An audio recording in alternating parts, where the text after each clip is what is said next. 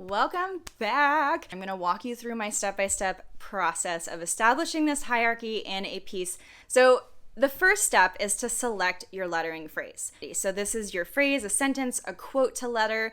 It could be a phrase that stuck with you from a recent read or a recurring thought, a famous quote that you return to again and again, even a favorite song or lyric. Just pick something with a minimum of 5 words. No more than 15 though, because let's not get carried away. That's going to take you forever, and we're just playing right now. We're learning. Write it down. Write this phrase or sentence down, chicken scratch style. It does not have to be pretty. We just need to be able to visually see the words. Once that part is done, you're going to choose your spotlight.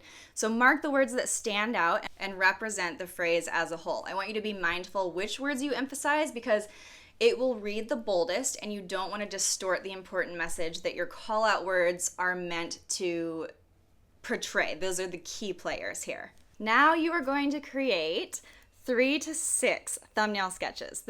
I was so resistant to this when I first started doing it, and now it's kind of my favorite thing to do. I just followed the process. I'm very impatient, so I just kind of want to rush in. But thumbnail sketches, it's the first decision involving the format of your piece. So square, portrait, landscape, and then you begin drafting these miniature sketches to get the idea of your overall design and composition.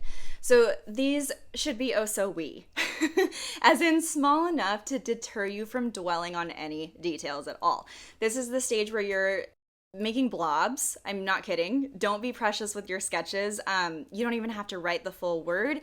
Just let your creative juices flow in this, and ensure that each thumbnail sketch is different. From here, you've got 2 routes you could take.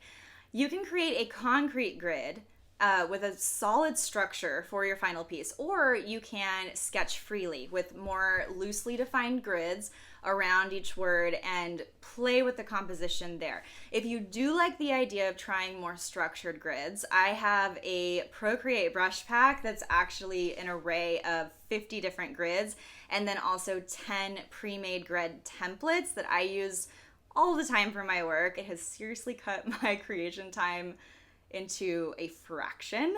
So spend some time giving your lettering phrase a proper layout, and I will see you shortly.